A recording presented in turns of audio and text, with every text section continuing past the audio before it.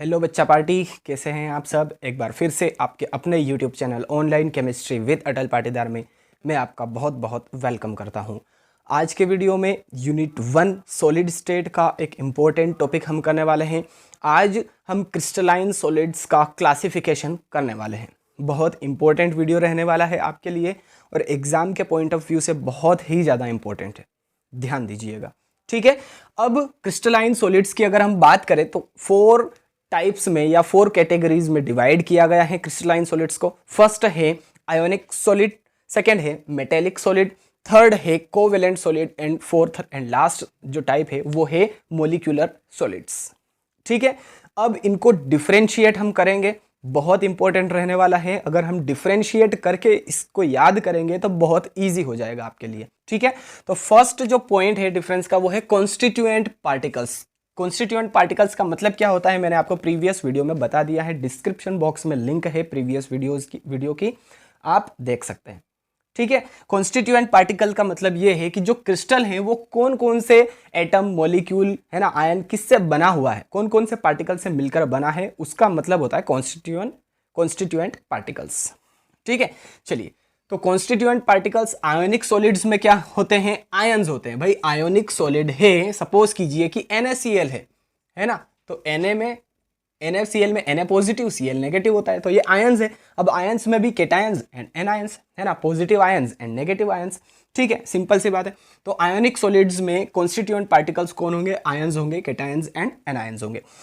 Metallic solid में कौन कौन से होते हैं कॉन्स्टिट्यूएंट पार्टिकल्स, तो लिखा है positive ions in a sea of mobile electrons, है ना। मोबाइल का मतलब मोबाइल नहीं, मोबाइल का मतलब चलने फिरने वाले, घूमने वाले इलेक्ट्रॉन्स, है ना, फ्रीली जो मूव कर सकते हैं इलेक्ट्रॉन्स, वो होते हैं यहाँ पर कॉन्स्टिट्यूएंट पार्टिकल्स, है ना। अब जो मेटेलिक सॉलिड होता है, जैसे कि आयरन की अगर बात करें तो आयरन क्या करता है, 2 इलेक्ट्रॉन्स को लूज करके Fe डाई पॉजिटिव में कन्वर्ट हो जाता है। ठीक है, 2 इलेक्ट्रॉन को लूज कर लेगा। अगर Fe3 पॉजिटिव है तो वो 3 इलेक्ट्रॉन्स को डोनेट कर देगा, है ना। अब स्ट्रक्चर कुछ ऐसी होती है, यहां पर जगह नहीं है, कहां बनाऊं मैं, यहां बना देता हूं, है ना। सपोज कीजिए कि ये आयरन का टुकड़ा है ना। इस यहां पर जो कॉन्स्टिट्यूएंट पार्टिकल्स होते हैं वो कैसे होते हैं, देखिए Fe डाई पॉजिटिव, है ना, Fe डाई पॉजिटिव यहाँ पे भी है, Fe डाई पॉजिटिव यहाँ पर भी है, इसी तरह से सिमिलरली यहाँ पर भी है, सभी जगह Fe डाई पॉजिटिव है।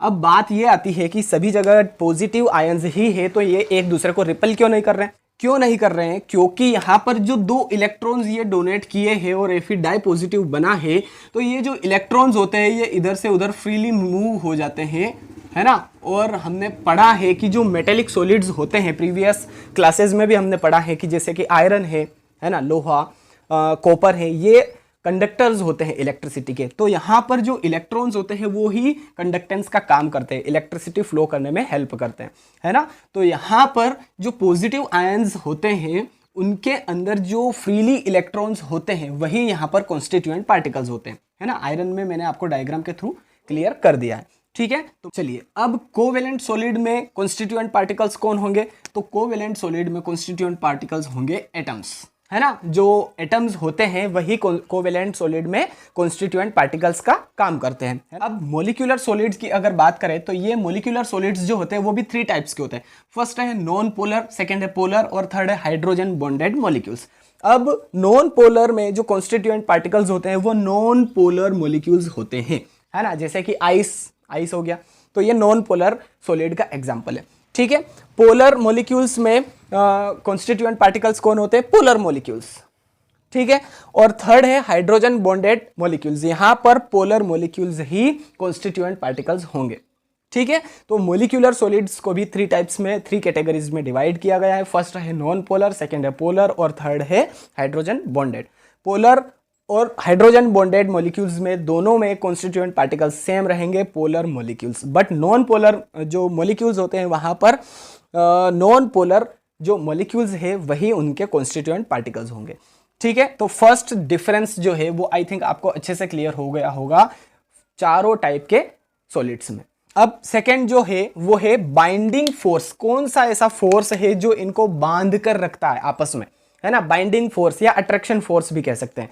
तो आयोनिक सॉलिड में जो बाइंडिंग फोर्स होता है वो इलेक्ट्रोस्टैटिक फोर्स होता है, जिसे हम आयोनिक बॉन्ड के नाम से भी जानते हैं। आयोनिक बॉन्ड और कोवेलेंट बॉन्ड, है ना, ये हम प्रीवियस क्लासेस में पढ़ चुके हैं। 11th क्लास में ये हमने पढ़ा है ना, यूनिट नंबर 4 में। ठीक है, तो आयोनिक सॉलिड में आयोनिक बॉन्ड ही बाइंडिंग फोर्स का काम करेंगे। यहाँ पर मेटेलिक सॉलिड में मेटेलिक बॉन्ड काम करेगा, कोवेलेंट सॉलिड में कोवेलेंट बॉन्ड, और यहाँ पर जो मोलिक्यूलर सॉलिड है उसमें नॉन पोलर जो मॉलिक्यूल्स होते हैं वहाँ पर वांडर वॉल्स फोर्स अप्लाई होता है, जो कि वीक फोर्स होता है ना। हाइड्रोजन बॉन्ड के कंपैरिजन में वीक फोर्स होता है, इंटरेक्शन होता है। ठीक, पोलर मॉलिक्यूल्स में क्या होगा, डाइपोल डाइपोल। ठीक है, ये भी हमने 11th में पढ़ा है। अब हाइड्रोजन बॉन्डेड में जो हाइड्रोजन बॉन्डिंग होती है वही यहाँ पर बाइंडिंग फोर्स का काम करती है। हाइड्रोजन बॉन्ड कहाँ पर बनता है, जहाँ पर FON के साथ में कोई हाइड्रोजन आ जाए। F का मतलब फ्लोरीन, O का मतलब ऑक्सीजन, N का मतलब नाइट्रोजन, है ना। फोन ये वो वाला मोबाइल फोन नहीं है, FON फोन है। फोन के साथ में हाइड्रोजन एटम होना चाहिए, तो यहाँ पर हाइड्रोजन बॉन्ड का फॉर्मेशन हो जाएगा।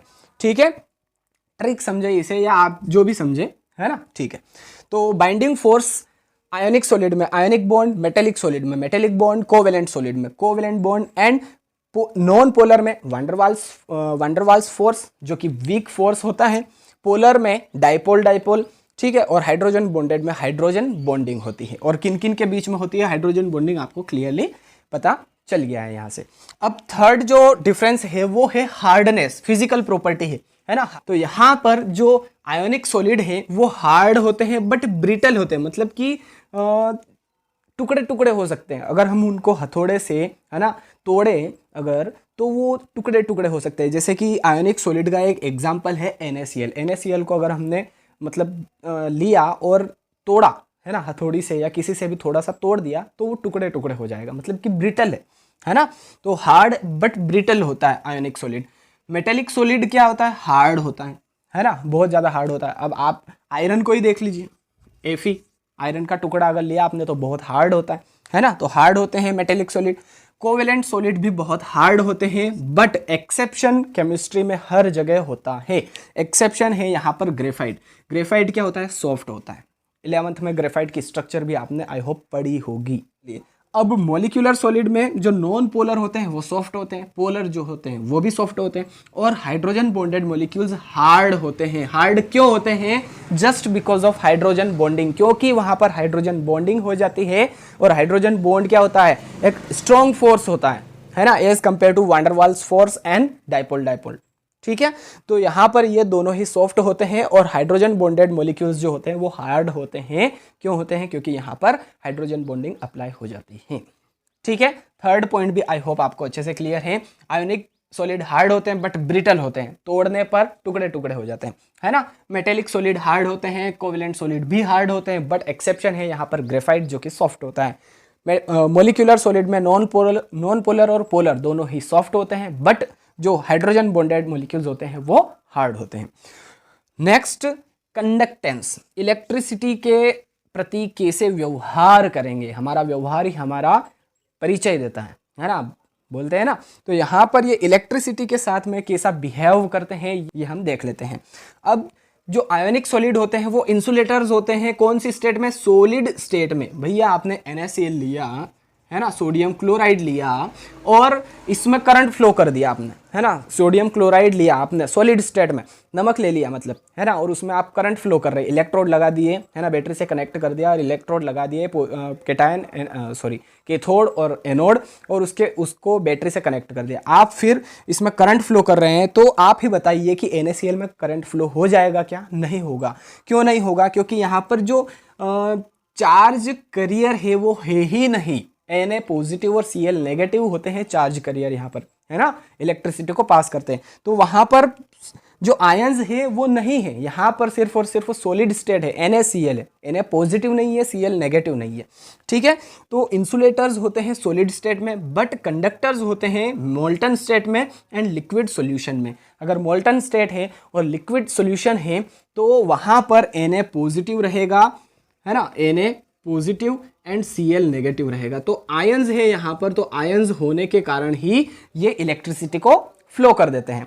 ठीक है, तो यहाँ पर आई होप आपको अच्छे से क्लियर है कि इंसुलेटर्स होते हैं सॉलिड स्टेट में और कंडक्टर्स होते हैं मोल्टन एंड लिक्विड सॉल्यूशन में।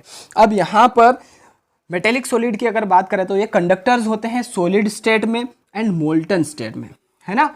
सॉलिड स्टेट में और मोल्टन स्टेट में ये क्या होता है, कंडक्टर्स होते हैं, है ना। जैसे कि आयरन है, कॉपर है, सिल्वर है, इन सभी में करंट फ्लो हो जाता है इजीली। ठीक है, तो एल्यूमिनियम है ना। तो सॉलिड एंड मोल्टन स्टेट्स में ये कंडक्टर्स होते हैं। अब कोवेलेंट सॉलिड की अगर बात करें तो ये इंसुलेटर्स होते हैं। ग्रेफाइट एक्सेप्शन है, ग्रेफाइट यहाँ पर भी सॉफ्ट था, बाकी सभी के सभी हार्ड थे। यहाँ पर ग्रेफाइट एक कंडक्टर है, जबकि जो दूसरे कोवेलेंट सॉलिड्स होते हैं वो इंसुलेटर्स होते हैं, उनमें से इलेक्ट्रिसिटी पास नहीं होती है। ठीक है, तो जो कोवेलेंट सॉलिड है वो इंसुलेटर्स होते हैं, बट एक्सेप्शन केस है यहाँ पर ग्रेफाइट। ग्रेफाइट कंडक्टर होता है इलेक्ट्रिसिटी का। ठीक, अब नॉन पोलर, पोलर और हाइड्रोजन बॉन्डेड तीनों के तीनों मॉलिक्यूल्स इंसुलेटर्स होते हैं। ये अपने में से करंट को फ्लो नहीं करते हैं, इलेक्ट्रिसिटी पास नहीं होती है इनमें से।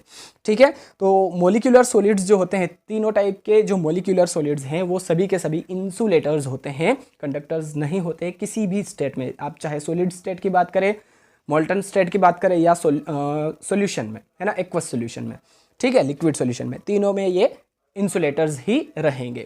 ठीक है, तो आई होप आपने यहाँ पर 4 पॉइंट देखे हैं डिफरेंस के तौर पर। ये सभी के सभी आपको अच्छे से क्लियर हो चुके हैं। इनके एग्जाम्पल मैं अभी दूंगा, आपको जाना नहीं है कहीं, है ना, वीडियो पूरा देखना है। चलिए लास्ट पॉइंट हम डिफरेंस के तौर पर देखने वाले हैं एग्जाम्पल का, है ना। सभी के एग्जाम्पल हम देखेंगे। तो एग्जाम्पल में क्या क्या हो सकते हैं, एग्जाम्पल में आयोनिक सॉलिड के NaCl हो सकता है, KCl हो सकता है, CaF2 हो सकता है। सभी के सभी पॉजिटिव एंड नेगेटिव आयंस में डिसोशिएट हो जाएंगे, है ना, मोल्टन स्टेट में और लिक्विड सॉल्यूशन में। ठीक है, सॉलिड स्टेट में केटायन एंड एनायन में डिसोशिएट नहीं होंगे, तो इसीलिए इनमें से इलेक्ट्रिसिटी पास नहीं होती है, ये आप याद रखिएगा। ठीक है, तो NaCl, KCl और CaF2 आयोनिक सॉलिड के एग्जाम्पल है। अब मेटेलिक सॉलिड की अगर बात करें तो ऑल सॉलिड मेटल्स, जितनी भी सॉलिड मेटल्स हैं वो सभी के सभी मेटेलिक सॉलिड में काउंट होगी। ठीक है, तो ये इसका एग्जांपल हो गया।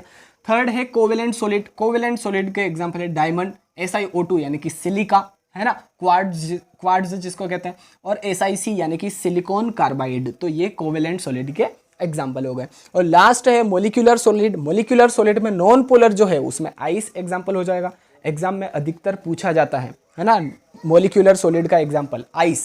ठीक है, जो बोर्ड एग्जाम्स होती है उसमें मैक्सिमम पूछा गया है आइस कौन से टाइप का एग्जाम्पल है, तो मोलिकुलर सॉलिड का एग्जाम्पल है।